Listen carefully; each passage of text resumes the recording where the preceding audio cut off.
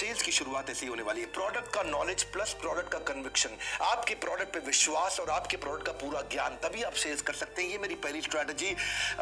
ना सुखम संशयात्मना। अगर आपके पास में प्रोडक्ट का ऑर्गेनाइजेशन पे, लीडरशिप पे, आपके बॉस पे, आपके खुद के ऊपर अगर विश्वास ही नहीं है तो आपका विनाश होना निश्चित है। ये सबसे पहली इंपॉर्टेंट चीजें समझना है आपको, क्योंकि सेल्स क्या है? ट्रांसफर ऑफ एंथुसियाज्म है, ट्रांसफर ऑफ कन्विक्शन है। अगर आपको खुद का विश्वास नहीं, सेल्स नहीं हो सकती। Develop the right mindset, mindset of resilience. ऐसा माइंडसेट 90% सेल्स खाली कन्विक्शन और विश्वास से हो जाती है। कम्युनिकेशन केवल 10% करना पड़ता है। एक बात याद रखिए, सेल्स ना होने के मुख्य 5 कारण है। जरूरत नहीं है, जल्दी नहीं है, इच्छा नहीं है, विश्वास नहीं है या पैसा नहीं है। क्या मतलब हुआ? No need, no hurry, no desire, no trust, no money. याद रखिए, कस्टमर पैसा अपने आप अरेंज कर लेगा। पैसा अरेंज करना मुश्किल नहीं है। उसको पहले जरूरत, जल्दी, इच्छा, उसको विश्वास तभी आएगा जब आपके पास ये 2 चीजें होंगी, नॉलेज और कन्विक्शन। एक बात याद रखिएगा, घर की उलझनें आपकी कभी खत्म नहीं होंगी। लेकिन अभी नहीं तो कभी नहीं। ये इवेंट गया तो गया, क्योंकि इसका कोई रिपीट टेलीकास्ट नहीं है। सारे काम बंद करके बैठ जाइए। सेल्स की स्ट्रैटेजीज के साथ शुरू करने वाले हैं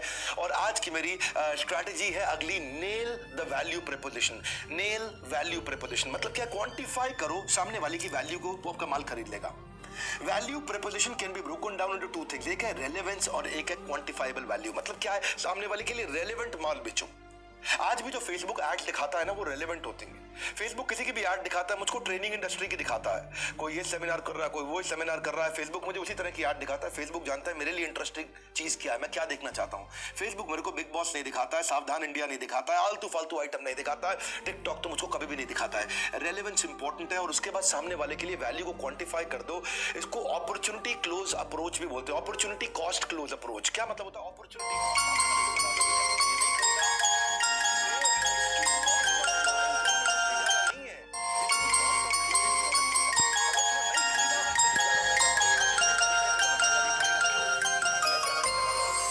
मान लो अगर मेरी सॉफ्टवेयर कंपनी है, मैं एचडीएफसी को सॉफ्टवेयर बेच रहा हूं, तो उसको क्या बोलूंगा? भाई साहब मेरा सॉफ्टवेयर हिंदी में है, तो आप हिंदी की एक्स्ट्रा मार्केट कवर कर लोगे।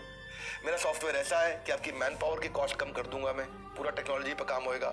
मेरा सॉफ्टवेयर ऐसा है कि मैं आपका टाइम बचा लूंगा, आप ज़्यादा काम कर सकोगे, टर्न अराउंड टाइम बढ़ जाएगा। मेरा सॉफ्टवेयर ऐसा है कि आप ज़्यादा कस्टमर को हैंडल कर पाओगे। मेरा सॉफ्टवेयर ऐसा है कि आप गाँव तक जा सकते हो। आप पंजाब नेशनल बैंक और एसबीआई का कस्टमर एचडीएफसी को मिल जाएगा। मैं सामने वाले को लेगा, भाई इसका सॉफ्टवेयर तो खाली 1 करोड़ का है, लेकिन मुझे धंधा 25 करोड़ रुपए का फालतू ला के दे रहा है। इसको बोलते हैं TCO, total cost of ownership. इसका मतलब क्या हुआ कि क्लाइंट का जो टोटल कॉस्ट ऑफ ओनरशिप है वो बाद में कम हो जाता है। आप कितना बेनिफिट दे रहे हैं कस्टमर को। मेरी बात थोड़ा इसको आसान करता हूं। आपने सामने वाले का कितना खर्चा घटाया, आपने उसे कितने रुपए का लाभ दिलाया, आपने उसे कितने रुपए के नए कस्टमर दिला दिए, आपने उसे कितने रुपए की ब्रांडिंग इंप्रूव कर दी, आपने उसे कितने रुपए का एम्प्लॉय सेटिस्फैक्शन बढ़ा दिया, आपने उसे कितने रुपए की प्रोडक्टिविटी बढ़ा दी, उसको कितने रुपए का नया कस्टमर ला के दिया, उसे कितने रुपए का बिजनेस स्केल कर दिया, उसका कितना मार्केट शेयर बड़ा कर दिया। सेलिंग का मतलब ही यही है कि आप सामने वाले को वैल्यू क्रिएट करके दोगे। जितना वैल्यू क्रिएट करोगे उतना फायदा होगा। अगली strategy, lead scoring. Lead scoring से आपको यह पता चलता है कि ये जो लीड है, ये कस्टमर है, ये काम का है भी कि नहीं है। इसको थर्मामीटर क्लोज अप्रोच भी बोलते हैं। एक थर्मामीटर लगा के चेक करो कि ये कस्टमर मेरे काम का है कि नहीं है, क्योंकि ये बहुत ज्यादा ऑब्जेक्शन वाला कस्टमर है तो मेरे काम का नहीं है। आप on scale 1 to 10 her customer को नंबर देना चाहिए, रेटिंग देना चाहिए, जिससे पता चलता है हॉट, वार्म या कोल्ड। हर एक लीड को एक स्कोर देना चाहिए, क्योंकि हर एक आदमी में समय लगाना ही नहीं है आपको। तो कस्टमर को रैंकिंग दे दो। ये सारे हॉट रैंकिंग वाले कस्टमर है, ये सारे वार्म रैंकिंग वाले, इनके साथ ही बात करना। ये कोल्ड वाले इनको हटा दो, इनको बाहर कर दो। इससे प्रायोरिटाइज कर सकते हो आप अपने सारे के सारे प्रोस्पेक्ट को। और यहाँ पे ये पता चल जाता है कि मैं किसके साथ ज्यादा मेहनत करूं। इसको बोलते हैं SQL, सेल्स क्वालिफाइड लीड। ये वो प्रोस्पेक्टिव कस्टमर है जिसके साथ आप ज्यादा समय लगाएंगे। इसको आप अपने CRM पे या अपने कंप्यूटर पे, अपनी एक्सेल पे रेड, येलो, ग्रीन कलर भी दे दो। रेड कस्टमर मतलब बाहर करो, येलो कस्टमर मतलब इसमें ज्यादा समय लगाओ, ग्रीन कस्टमर ये वो है जो तुरंत खरीद सकता है। ये आपको प्लानिंग में मदद करता है आपके फॉलोअप के लिए। इसी के साथ मैं मूव कर रहा हूं मेरी नेक्स्ट स्ट्रैटेजी पे, जिसको बोलते हैं AHT, एवरेज हैंडलिंग टाइम। ये एवरेज हैंडलिंग टाइम का मतलब है एक कस्टमर पे कितना समय लगाना चाहिए। एवरेज निकाल लो उसका। एवरेज कैसे निकालते हो? इसे समझो कि total talk time upon total number of meetings. भाई टोटल टॉक टाइम यानी कि आपने 10 घंटे लोगों से साथ लगाए और नंबर ऑफ मीटिंग कितनी करी? 10 मीटिंग करी, यानी कि एवरेज हैंडलिंग टाइम AHT आपका 1 घंटे का आ गया। इसका एक बेंचमार्किंग कर लो। क्या एक कस्टमर पे 1 घंटा लगाना चाहिए कि नहीं लगाना चाहिए? अगर आपने बेंचमार्किंग करी कि एक कस्टमर पे ज्यादा से ज्यादा तो हो सकता है कि एक कस्टमर पे 4 मिनट या 5 मिनट का एवरेज टाइम आना चाहिए, कुछ कस्टमर 10 मिनट लेंगे, कुछ 0 लेंगे, लेकिन एवरेज का स्टैंडर्ड बन जाना चाहिए। इससे क्या होगा, जितना ज्यादा आप ऑप्टिमाइज करोगे, यानी कि बेकार कस्टमर के साथ समय मत लगाओ, आओ चाय पिए, आपको पता है उसने कुछ खरीदना ही नहीं है, अरे बैठिए तो ऐसा बिठा रहा आपको पता है उसने कुछ नहीं खरीदना, अरे तनिक बैठिए बात तो करे, थोड़ा बतियाइए, ये योगी सरकार कैसन काम कर रही है, आपका समय बेकार हो रहा है इसमें। अगर एवरेज हैंडलिंग टाइम कम कर लो तो आप ज्यादा लोगों से मिल सकते हो, कॉम्प्रोमाइज नहीं करोगे अपनी क्वालिटी को, अच्छे कस्टमर एक्सपीरियंस की तरफ बढ़ सकते हो। आप ये अपने एम्प्लॉइज को ट्रेनिंग दीजिए, अच्छे से ट्रेनिंग दीजिए कि कितनी बात करनी ठीक रहेगी। आप जबरदस्ती फटाफट बात ना करें, मैं नहीं बोल रहा कि फटाफट बात खत्म करें, पर थोड़ा ट्रेनिंग करने से आप उनको लो AHT, लो एवरेज हैंडलिंग टाइप का गाइडेंस दे सकते हैं। आप उनकी मीटिंग्स को, उनकी कॉल्स को रिकॉर्ड करके सुन सकते हैं, उनको सारी इंफॉर्मेशन अगर पहले से तैयारी करके दे दें। देखो, जितनी ज्यादा फालतू बात करेंगे, चांसेस आप उतने कम लोगों से बात कर पाएंगे, उतना ज्यादा नुकसान होगा। इसलिए रिक्रूट करिए ऐसे लोगों को जो इफेक्टिव बात कर सकें, उनकी परफॉर्मेंस को मॉनिटर करिए, उनके मार्केटिंग मटेरियल को पहले ही उनको दे दीजिए, सारी इंफॉर्मेशन पहले ही दे दीजिए ताकि वो सेव कर सकें टाइम को। ऐसा नहीं कि वो क्लाइंट के पास बैठने के बाद ढूंढ रहे हैं भाई ईमेल कर कहाँ मिलेगा, भाई प्रपोजल कहाँ मिलेगा, भाई ब्रोशर कहाँ मिलेगा, सामान ढूंढ रहे हैं। आप सब चीजें पहले ही रेडी रखोगे। देखो, आप you don't get a second chance to make the first impression. तो सारे FAQ, जितने भी तरह के क्वेश्चन कस्टमर पूछता है, अगर उसकी तैयारी पहले से ही कर ले तो आपको कभी दिक्कत नहीं आएगी। अगला है परचेज एक्शन रेशियो, ये बहुत इंपॉर्टेंट स्ट्रैटेजी है। ये क्या है, इससे कैसे आप बढ़ाते हो? ज्यादातर लोग सारी एडवर्टीजमेंट पे पैसा खर्च कर देते हैं। कंपनीज, जितने बड़े ब्रांड्स हैं, वो अवेयरनेस पे पैसा खर्च कर देते हैं, अपील करने पे पैसा खर्च कर देते हैं। पर ये 4 स्टेज समझो, अवेयर, अपील, आस्क और एक्ट। आप एडवर्टीजमेंट कर रहे हो, लोग अवेयर तो हो रहे हैं, लेकिन एक्ट का मतलब आपका माल नहीं खरीद रहे। इसमें 2 चीजें इंपॉर्टेंट है, या तो अपनी टीम की सेल्स की ट्रेनिंग दो, लोग जानते हैं, आते हैं, पूछते हैं, लेकिन खरीदते नहीं। तो क्यों नहीं खरीदते? आपकी टीम की ट्रेनिंग अच्छी नहीं है। या फिर उनको कंटेंट रीमार्केटिंग करो, उनको व्हाट्सएप पे किसी प्रकार से इन्फोग्राफिक से कुछ अच्छे कंटेंट भेजो, तब वो ज्यादा खरीद सकते हैं। अगली स्ट्रैटेजी क्या है? Band sales technique. बैंड का मतलब है बजट, अथॉरिटी, नीड्स और टाइमलाइन। बैंड का मेन मकसद क्या है? ये पता लगाना कि कस्टमर काम का है भी कि नहीं है। कई बार आप लोगों से मिलते हो तो उनकी 4 चीजें चेक करो। जब भी कोई माल बेचना है, 4 चीजें चेक करो। इसके बाद बजट है कि नहीं है, ये डिसीजन ले सकता है कि नहीं ले सकता, इसके बाद अथॉरिटी है कि नहीं है। तीसरी चीज, इसको जरूरत भी है कि नहीं है। हो सकता है इसके बाद बजट हो, अथॉरिटी, लेकिन जरूरत ही ना हो। और चौथी चीज, अगर ये खरीदेगा तो कब खरीदेगा, ये भी पता लगाओ उससे। ज्यादातर लोगों से क्वेश्चन करो कि आप ये सेल्स का डिसीजन कब तक लेना चाहते हैं, आप ये फ्लैट अपार्टमेंट कब तक खरीदना चाहते हैं, आप हमारा सॉफ्टवेयर कब तक लगाना चाहते हैं। जब आप ये 4 चीजें पता लगा लोगे, अगर उसका बजट भी नहीं है, उसके पास अथॉरिटी भी नहीं है, उसको उतनी ज्यादा जरूरत भी नहीं है, और खरीदेगा भी आज से 2 महीने बाद, 4 महीने बाद, 6 महीने बाद, ऐसे कस्टमर पे समय मत लगाओ। बैंड एक टेक्निक है जिससे समझ में आ जाता है आपको। इससे आपको सेल्स क्वालिफाइड लीड पे ही समय लगाएंगे, इससे आपकी सेल्स की इफेक्टिवनेस बढ़ेगी। आप उनके कॉमन पेन पॉइंट्स पे आप काम कर सकते हैं, यानी कि एक ही प्रकार के कस्टमर पे काम करें, हर बार नए प्रकार के कस्टमर के पीछे मत भागे, नीश मार्केट के पीछे भागे, क्योंकि आपको मालूम है इनका बैंड ठीक है, यानी कि इसके बाद बजट भी, अथॉरिटी भी है, नीड भी है, टाइमलाइन भी है। एक ही प्रकार के कस्टमर को फाइनलाइज करो। मार्क ERP ने यही किया। FMCG इंडस्ट्री के अंदर पूरी तरह घुस गए, सारे रिटेलर को माल बेचना शुरू कर दिया क्योंकि उनका बैंड है। फार्मा के अंदर घुस गए, सारे रिटेलर को माल बेचना शुरू कर दिया क्योंकि उनका बैंड है। अगला है कम्युनिटी पार्टनरशिप। कम्युनिटी पार्टनरशिप जबरदस्त स्ट्रैटेजी है। कम्युनिटी बहुत पावरफुल चीज है। मनिया समाज, जैन समाज, जाति, धर्म, डॉक्टर, टीचर, बिजनेसमैन, प्रोफेशन, ये सब कम्युनिटीज है। अगर कम्युनिटी आपके साथ जुड़ जाए, वो आपके साथ पार्टनर बन जाए, तो बात बन जाएगी। मैंने गुजरातियों पे वीडियो बनाया, उन्होंने सब जगह फैला दिया, उसको बोलते हैं कम्युनिटी पार्टनरशिप। फूड लवर जो थे जोमेटो के, वो एक प्लेटफॉर्म पे आए और पहले खाली रेटिंग देने आया करते थे, फूड की नॉलेज के लिए आया करते थे, रिव्यू प्लेटफॉर्म था। बाद में उन्होंने उसको और बड़ा कर दिया और एक्चुअली इसको कमर्शियल बिजनेस भी बना दिया। एप्पल भी बेसिकली कम्युनिटी पे काम करता है। क्या, जिसको क्लासी और अप मार्केट कम्युनिटी है, उन्हीं को माल बेचता है। स्टारबक्स भी एक कम्युनिटी को माल बेचता है। केवल स्टार्टअप ओनर्स को बोलता है, आओ बैठो, कॉफी पियो मत पियो, लेकिन वाईफाई आपके लिए फ्री है। स्टारबक्स यूथ के लिए काम करता है, आओ बैठो, वाईफाई यूज करो, कॉफी पियो मत पियो। ऐसे ही बड़ा बिजनेस भी एंटरप्रेन्योर और एंटरप्रेन्योर के लिए काम करता है, हम हर एक के लिए काम नहीं करते। ये प्रोग्राम अगर आप बिजनेस के लिए सीरियस है तो ये रामबाण साबित होने वाला है। कम्युनिटी के साथ पार्टनर करने में मैं एक और उदाहरण देना चाहता हूं। AIOCD, all Indian origin chemist and distributors, ये एक ऑल इंडिया केमिस्ट एसोसिएशन जिसमें 8.5 लाख केमिस्ट जुड़े हुए हैं। ये 729 डिस्ट्रिक्ट, 28 राज्यों के अंदर हमारे देश की लगभग देश ही नहीं दुनिया की लगभग सबसे बड़ी संस्थाओं में से एक है और इसको बोलते हैं कम्युनिटी पार्टनरशिप के। इस कम्युनिटी के आज काफी लोग आज आप हमारे वेबिनार को अटेंड कर रहे हैं। इसके अलावा मैं दूसरा उदाहरण दूंगा कम्युनिटी पार्टनरशिप के अंदर अखिल भारतीय या अखिल भारतवर्षीय महेश्वरी युवा संगठन का। अखिल भारतवर्षीय महेश्वरी युवा संगठन एक ऐसा संगठन है जो समाज के लोगों को उनकी प्रतिभा को बड़ा मंच प्रदान करता है और जरूरतमंद परिवारों के साथ में खड़ा रहता है। आप लोगों ने भी आकर के हमारे इवेंट को ज्वाइन किया, इसी को बोलते हैं कम्युनिटी पार्टनरशिप। इसलिए केवल उन पे काम करिए, वो कम्युनिटी पे काम करिए जो कम्युनिटी आप में इंटरेस्टेड हो सकती है। देखिए मेरी बात समझिए, शेर का शिकार करने के लिए आप चिड़ियाघर नहीं जाना होता, शेर का शिकार करने के लिए जंगल जाना होता है, आपको जाकर के देखना है।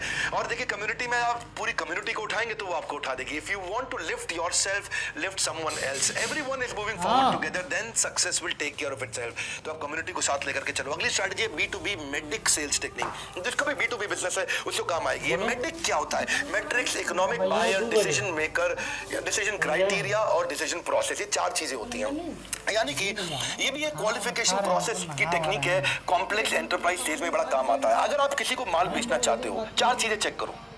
अगर किसी कंपनी को माल बेचना चाहते हो, किसी बड़े ब्रांड को माल बेचना चाहते हो, 4 चीजें चेक करो। मैट्रिक्स, मैट्रिक्स का मतलब मेरे इस माल को बेचने पे इस पे कितना इकोनॉमिक इंपैक्ट आएगा, कितने रुपए का फायदा दे सकता हूं मैं इसको, कितने रुपए का मैं इसका घाटा बचा सकता हूं, वो हो गया मैट्रिक्स। मैट्रिक्स मतलब नंबर चेक कर लो। दूसरा, इसमें इकोनॉमिक बायर कौन है? ME। 2 बजे आना, 2 बजे। इकोनॉमिक बायर का मतलब कि इतनी बड़ी कंपनी है लेकिन कौन से डिपार्टमेंट के आदमी के पास बजट है इस माल को खरीदने का? परचेज डिपार्टमेंट लेता है, प्रोडक्शन डिपार्टमेंट लेता है, मार्केटिंग डिपार्टमेंट खरीदता है या CEO चेयरमैन खुद खरीदता है? इकोनॉमिक बायर कौन है, इसका पता लगाओ उस कंपनी में। अगला है डिसीजन क्राइटेरिया, वो डिसीजन किस बिहाफ पे लेंगे, यानी कि उनका इवैल्यूएशन क्राइटेरिया क्या है, कैसे वो वेंडर अपना चूज करेंगे जिससे उनको माल खरीदना है। और अगला है डिसीजन प्रोसेस। डिसीजन प्रोसेस का मतलब है कि ऑर्गेनाइजेशन वेंडर को किस प्रकार से लेने वाली है, कैसे ऑन बोर्ड करेगी। अगर आपने metrics, economic buyer, decision criteria, decision process समझ लिया तो आप उस कंपनी में माल जाकर के बेच के आ सकते हो। बड़ी कंपनी में माल बेचने के लिए कभी कभार आप गलत डिपार्टमेंट में पहुंच जाते हो, गलत बायर के पास पहुंच जाते हो, उसके बाद डिसीजन मेकर ही नहीं है या आपको पता ही नहीं कि उनके डिसीजन क्राइटेरिया और डिसीजन प्रोसेस है कैसे, तो आपका बड़ी कंपनी में सेल्स नहीं कर पाते। इसको बड़ी कंपनी में सेल्स करने के लिए आपको उनका पेन ढूंढना है और आपको समझना है कि इस कंपनी के अंदर मेरा पार्टनर कौन है, कौन मेरा माल बेचने में मदद करेगा, कौन ऐसा है जो मेरी बात को समझ रहा है, किसको अपना साथी बना करके इस कंपनी में चलना है। जब उसको आपको पेन भी समझ में आ गया और साथी भी मिल गया तो वो आपको मदद करेगा। यानी कि initiator, influencer, decider, buyer, consumer कौन कौन है। 9वां है MLM और डायरेक्ट सेल्स। MLM और डायरेक्ट सेल्स भी अपने आप में एक ऐसा मॉडल है जो कई कंपनीज अपनाती जा रही है। जबरदस्त मॉडल है MLM और डायरेक्ट सेल्स। इसमें ना 4 प्रकार के लोग होते हैं, मोटा मोटा समझिए। Idea man, people man, action man, process man. Action man वो है जो बड़े एक्शंस पे काम करता है, डिसीजन मेकिंग, उसको तुरंत, राइट नाउ, एम्बिशियस, एस्पिरेशनल, अभी के अभी चाहिए, सब कुछ चाहिए। आइडिया मैन वो होता है जो बड़ा क्रिएटिव होता है, बिग पिक्चर देखता है, नई सोल्यूशन निकालता है, नई क्रिएटिविटी निकालता है, नई बातें सोचता है। पीपल मैन वो है जो रिश्तों पे काम करता है, रिलेशनशिप बना के काम करता है। प्रोसेस मैन वो है जो खाली data, information, detail, process, system, organise रहता है। MLM के अंदर action man plus idea man चल सकता है। अगर आप एक एक्शन मैन है या पीपल मैन है तो भी आप चल सकते हैं। अगर आप एक आइडिया मैन है और पीपल मैन है तो भी चल सकते हैं। लेकिन अगर आप केवल एक्सेल बनाने वाले, यानी कि आप एक प्रोसेस मैन है, यानी कि आपको लैपटॉप पे बैठ के काम करना बहुत अच्छा लगता है, तो आप रिजेक्शंस हैंडल नहीं कर पाएंगे। मल्टी लेवल मार्केटिंग या डायरेक्ट मार्केटिंग कभी मत ज्वाइन करिए, इसके लिए आपको बहुत मेहनत करनी पड़ती है। कुछ इंपॉर्टेंट लेसन्स दूंगा मल्टी लेवल मार्केटिंग के लिए। रोज चेक करो आपने कितनी कॉल्स करी, नंबर ऑफ कॉल्स मेड। रोज चेक करो आप कितनी मीटिंग्स कर रहे हो, अपना रिव्यू करो।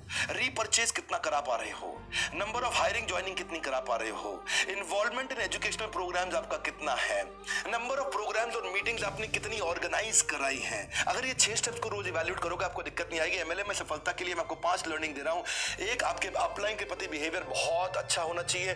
दूसरा, सेल्समैन मत बनो, बिजनेसमैन बनो। कोई भी IBC है, MLM है या डायरेक्ट मार्केटिंग है, इंश्योरेंस सेल्स है, don't behave like a salesman, behave like a businessman. अपने बिजनेस को पूरे बिजनेस की तरह खड़े करो और लर्निंग पर कंटिन्यूअस फोकस, ये तीसरा पॉइंट। चौथा है प्रोडक्ट के ऊपर खूब कन्विक्शन रखो। 5वां है अपना स्कोर बोर्ड बनाओ। एक बात बड़ी सिंपल है, अनाज की खेती करोगे 4 महीने आपको सफलता मिल सकती है, उससे ज्यादा नहीं मिलेगी। लेकिन अगर आम की खेती कर दी तो जिंदगी भर आम लगता रहता है। आम ऐसा नहीं है एक बार आएगा, आम तो सालों साल आता रहता है। इसी तरह बिजनेस को ऐसे ही बिल्ड करो। नेटवर्क मार्केटिंग में नेटवर्क पहले है, मार्केटिंग बाद में, यानी कि नेटवर्क बड़ा करो। नेटवर्क मार्केटिंग में नेटवर्क पहले है, मार्केटिंग बाद में, नेटवर्क बड़ा करो, फिर कोई दिक्कत नहीं है। दुनिया के सारे अमीर लोग अपने नेटवर्क को बिल्ड करते हैं और दुनिया के सारे गरीब लोग केवल नौकरियों में लगे रह जाते हैं। अगला है रिसर्च बिफोर रीचिंग। ये क्या चीज है? Research before reaching. जाने से पहले खूब रिसर्च करो, उसके बारे में पता लगाओ। प्री कॉल्ड रिसर्च मुश्किल नहीं होती है। हर कस्टमर से मिलने के बाद उसका बेसिक रिसर्च कर लो, उसका ट्विटर देख लो, उसका लिंक्डइन देख लो, उसका फेसबुक देख लो, उसकी वेबसाइट देख लो, उसके ब्लॉग्स देख लो, उसके फाइनेंशियल स्टेटमेंट देख लो। ये सब जानने से आपको उसकी नीड असेसमेंट का पता चलेगा, उसकी पेन पॉइंट का पता चलेगा। Research before reaching. ऐसे मत जाओ मिलने के लिए, अचानक मीटिंग पे नहीं जाते हैं। कंज्यूमर एम्पैथी बोलते हैं। इससे आपको समझ में आएगा कस्टमर को चाहिए क्या है। Design thinking. आप डिजाइन बना सकोगे उसके अपने माइंड के अंदर कि actually over a period of time इसको किस किस किस किस जर्नी में कहां क्या तकलीफें आएंगी, उन तकलीफों का डिजाइन क्रिएट करके अपने प्रोडक्ट को प्लान कर सकते हो। देखो, या तो उसकी टेक्निकल प्रॉब्लम होगी, टेक्निकल प्रॉब्लम से आप उसके ऊपर कितना पैसे का नुकसान हो रहा है, फाइनेंशियल इंपैक्ट, और उससे उसकी पर्सनल जिंदगी कितनी खराब हो रही है, उसका पर्सनल इंटरेस्ट। देखो, पेन बेस्ड सेलिंग का मतलब ये नहीं है कि आप मूव की बात करो, वॉलिनी की बात करो, झंडू बाम, आयोडेक्स की बात करो। पेन बेस्ड सेलिंग का मतलब है उसके बिजनेस में, पर्सनल लाइफ में क्या पेन है जिसको आप सॉल्व कर सकते हो। Research is to see what everybody else has seen and to think what nobody else has thought. जो सबको दिख रहा है वो तो आपने देख लिया, लेकिन जो सबने नहीं सोचा वो आपने सोच लिया। सो आप सोल्यूशन को बेचो, प्रोडक्ट को मत बेचो। अगला है साइकोलॉजिकल निंजा टेक्निक। जबरदस्त है साइकोलॉजिकल निंजा टेक्निक। ये वो टेक्निक्स हैं जो साइकोलॉजी पे इंपैक्ट करती हैं, जैसे एंकरिंग इफेक्ट। पहली साइकोलॉजिकल टेक्निक एंकरिंग इफेक्ट क्या है? शुरुआत की जो पहला लाइन है ना, वो बहुत स्ट्रॉन्ग ओपनिंग होगी ना, तो फिर उस लाइन के रेफरेंस में वो बाकी सारी बातें सुनेगा। जैसे लोग क्या कहते हैं, अरे ये मशीन नहीं बेच रहा हूं आपको मैं, ये ट्रैक्टर की मशीन नहीं है, ये नोट छापने की मशीन है। इतना डीजल बचाती है कि थोड़े दिनों में फ्री हो जाएगी और एक्स्ट्रा कमा के देगी। आपने जो शुरुआत की स्टेटमेंट बोली वो बड़ी जबरदस्त होनी चाहिए। उसके बाद बाकी सारी चीजें वैसे देखी गई। Confirmation bias. कंफर्मेशन बायस क्या होता है? ये भी एक टेक्निक है कि आप वो चीज को ज्यादा एक्सेप्ट करते हो जो आपके बिलीफ से मैच करते हो। सामने वाले के बिलीफ को चेक करो और उसके साथ मैच करते हुए बोलो, तो आपको कोई दिक्कत नहीं आएगी बेचने में। ऐसे ही राइमिंग इफेक्ट का भी एक बायस होता है। मिलता जुलता स्टेटमेंट हो ना, है ना, राइमिंग। आप मेरे कई वीडियोस में देख चुके होंगे, तो वो सामने वाले को पता नहीं ऐसी सच लगने लग जाता है। लाइफ बॉय है जहां, तंदुरुस्ती है वहां। ऐसे कोई राइमिंग अगर बात हो ना, तो लोग जल्दी उसको याद रखते हैं क्योंकि उसका रिकॉल ज्यादा होता है। एक है पीक एंड रूल। जब मीटिंग खत्म करके उठने लगो तो एकदम पीक पे खत्म करना, इतना एनर्जी के साथ खत्म करना, हाई पॉइंट पे खत्म करना। रीसेंसी बायस रहता है सामने वाले का कि रिसेंटली उसने जो बात सुनी सबसे अच्छी, वो उसको याद रह जाती है। ऐसे ही एक है लॉस एवर्जन। सामने वाले को बताओ प्रोडक्ट खोने का नुकसान क्या है, लोग क्या गेन करेंगे उसको में ज्यादा इंटरेस्टेड नहीं है, लोग क्या खो देंगे अपनी जिंदगी में, उसका दुख ज्यादा होता है। Survivorship bias. ये कई प्रकार के हैं। सर्वाइवरशिप बायस क्या है? आप, ये एक ऐसा है कि जैसे ओयो ने इतना पैसा रेज कर लिया, सारे स्टार्टअप को लगता है मुझको भी मिल जाएगा। ऐसे नहीं होता है। मैं उससे जरा, क्योंकि समय की कमी है, डीकॉय इफेक्ट पे आ रहा हूं। डीकॉय इफेक्ट क्या होता है? ये वो है चॉइस मैनेजमेंट। कस्टमर को जब आपने कोई माल बेचना हो ना, तो पहले उसको खराब क्वालिटी की चीज उसको महंगी दिखा दो और अच्छी क्वालिटी की चीज भी महंगी दिखा दो, या कम क्वांटिटी की चीज महंगी दिखा दो और ज्यादा क्वांटिटी की चीज महंगी दिखा दो, तो वो ये अपने आप खरीद लेगा। सिनेमा हॉल में होता है ना, आपको 80 रुपए का छोटा पॉपकॉर्न, 100 रुपए का इतना बड़ा पॉपकॉर्न, आदमी को लगता है सस्ता मिल रहा, 100 वाला ये ले लो। आधा लीटर की बोतल 80 रुपए की, 1 लीटर की बोतल 100 रुपए की, आदमी इसको खरीद लेता है। यानी कि सामने वाले को कंफ्यूज कर दो, एक ऑप्शन इतनी खराब दिखाओ और एक ऑप्शन जो बेचनी है वो दिखाओ। इसको बोलते हैं चॉइस मैनेजमेंट। अगली स्ट्रैटेजी है people buy emotionally and justify rationally. लोग इमोशन से खरीदते हैं और बाद में जस्टिफिकेशन लॉजिक से करते हैं। एक बात याद रखना, दुनिया के सारे डिसीजंस पे सबसे बड़ा रीजन लॉजिक नहीं होता है, इमोशन होता है। आपका सेल्स मैसेज, आपका प्रेजेंटेशन हमेशा ऐसा होना चाहिए जो सामने वाले के इमोशन पे इंपैक्ट करे।